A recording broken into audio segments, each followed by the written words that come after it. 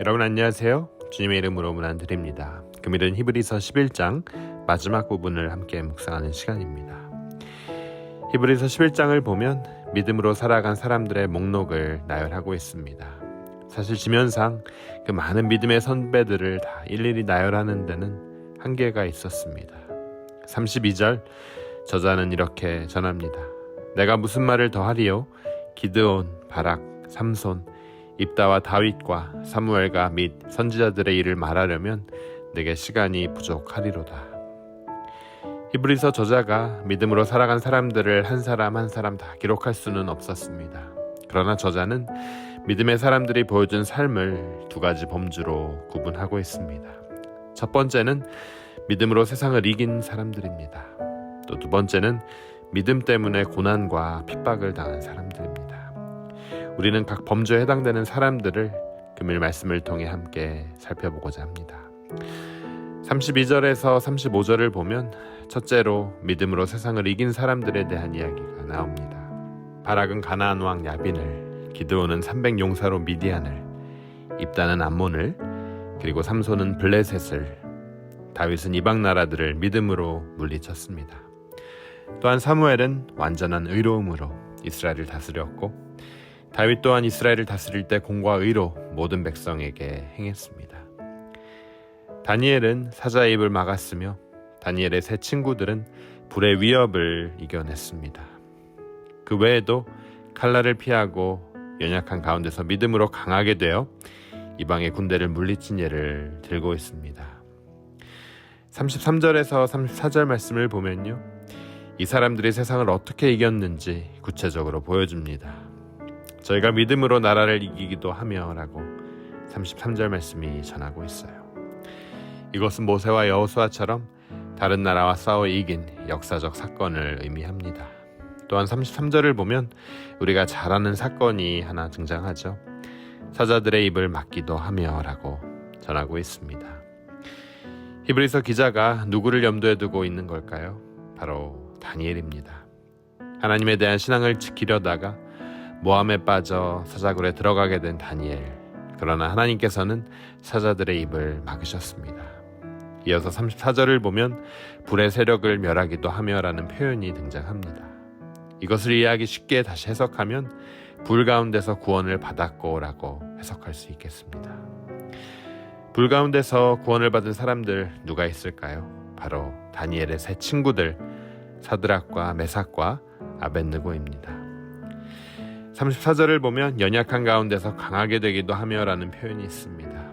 기드온처럼 연약했으나 강하게 쓰인 자, 또 히스기야처럼 병들어 죽게 되었으나 나음을 입은 자도 여기 포함됩니다. 또한 34절에 전쟁에 용맹되어 이방 사람들의 진을 물리치기도 하며 라는 표현은 여호수아나 사사들, 그리고 다윗처럼 적국의 군대와 권세들을 물리친 것을 우리로 하여금 생각나게 합니다. 여러분, 이처럼 믿음으로 말미암아 세상을 이긴 사람들의 명단이 존재하는가 하면 반대로 믿음 때문에 세상에서 고난과 핍박을 당한 사람들이 있습니다. 그들에 대한 이야기가 금일 말씀 35절에서 38절에 기록되어 있습니다. 먼저 35절 말씀 함께 보도록 하겠습니다. 여자들은 자기의 죽은 자를 부활로 받기도 하며, 엘리야 시대 때에는 사르밧 과부의 죽은 아들이 살아났습니다. 엘리사 때에는 수넴 여인의 죽은 아들이 살아났어요. 이처럼 이들은 죽은 자를 부활로 다시 받았습니다. 그러나 더 놀라운 사실은 어떤 이들은 더 나은 모습으로 부활할 것을 생각하며 고문을 당함에도 불구하고 풀려나는 것을 거절했다는 거죠. 세상에서 조롱을 당하고 채찍과 매를 맞고 쇠사슬에 손과 발이 묶인 채로 옥에 갇혔습니다. 그중 어떤 이들은 돌에 맞아 죽었고 또 몸이 반으로 잘리기도 했으며 칼에 찔려 죽기도 했습니다. 37절에 양과 염소 가죽을 입었다는 것은 늑대나 육식동물들이 이 가죽을 쓴 사람을 잡아먹게 하기 위해 일부러 양과 염소의 가죽을 입힌 일을 말하고 있습니다. 너무나 잔인한 일들이 믿는 자들에게 행해졌습니다. 또한 이들은 믿음 때문에 가난과 고난과 학대를 견뎌야 했습니다. 히브리서 저자는 믿음으로 세상을 이기고 믿음으로 세상에서 고난과 핍박을 당한 순례자들을 가리켜 38절에 말하기를 이런 사람은 세상이 감당치 못하도다라고 말하고 있어요. 본래 이 말은 이런 사람들에게 세상은 아무런 가치가 없다라는 뜻입니다. 세상에서 아무런 가치를 두지 않기 때문에 믿음의 사람들은 어떠한 부귀영화에도 마음을 돌리지 않았다는 거예요.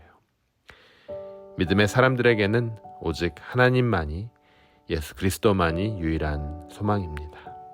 또한 이들은 믿음으로 인해 핍박과 환난이 와도 마음을 바꾸거나 믿음을 포기하지 않았다는 거죠. 기록에 의하면 선지자 예레미야는 돌에 맞아 죽었고 이사야는 톱질을 당해 죽었습니다.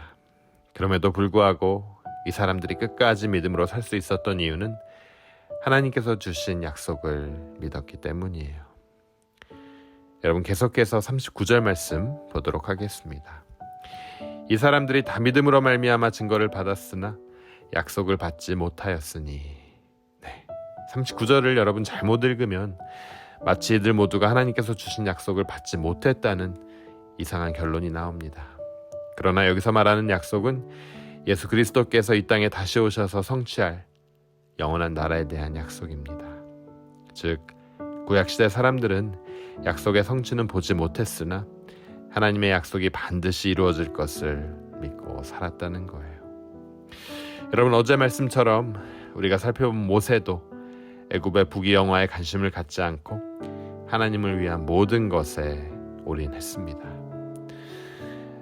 사랑하는 여러분, 세상에 가치를 두지 않고 하나님께서 우리에게 주신 약속들을 믿음으로 살아가는 저와 여러분이 되시길 주님의 이름으로 축복합니다. 금일 히브리서 말씀은 각각 선조들의 예를 들면서 구체적으로 우리에게 믿음으로 살아간 사람들의 모습이 어떠해야 하는지를 보여주고 있습니다. 정말 크나큰 도전이 아닐 수 없습니다. 여러분, 우리는 이미 예수님께서 행하신 약속의 성취를 말씀을 통해 받았습니다. 구약의 선조들보다 훨씬 더 믿을 수 있는 증거들이 우리 눈앞에 있다는 거예요. 여러분, 그럼에도 불구하고 아직도 믿음의 눈으로 이 세상을 바라보지 못한다면 우리는 다시 한번 주님께 우리의 영혼을 열어달라고, 성령님 우리의 마음을 터치해 주셔서 정말 보이지 않는 그 실상을 믿음으로 극복할 수 있도록, 믿음으로 볼 수 있도록 그렇게 허락해달라고 기도해야 할 것입니다. 금일 히브리서 말씀이 우리 믿는 자들에게 큰 도전이 되길 주님의 이름으로 축원합니다. 우리 함께 기도하도록 하겠습니다. 하나님 은혜 감사합니다. 11장을 통해 믿음의 선진들에 비하면 우리의 믿음이 참으로 부족함을 고백합니다. 그럼에도 불구하고 하나님께서 우리에게 약속이 성취되신 예수 그리스도를 보내주셨고 그 예수 그리스도를 몸소 경험하게 해주심에 감사드립니다. 보이지 않는 믿음의 실체이신 예수 그리스도를 경험한 우리가 우리를 향해, 우리 공동체를 향해, 이 사회를 향해 보여주신 그 하나님의 선한 뜻이 반드시 이루어질 거라는 소망을 늘 견지하며 살아갈 수 있도록 도와주시옵소서. 이 소망 속에서 삶의 자리에서 최선을 다하게 하여 주시고 신실하게 믿음을 지켜서 하나님으로부터, 세상 사람들로부터 인정받는 참 그리스도인이 될 수 있도록 도와주시옵소서. 이 모든 말씀 예수 그리스도 이름으로 기도드립니다.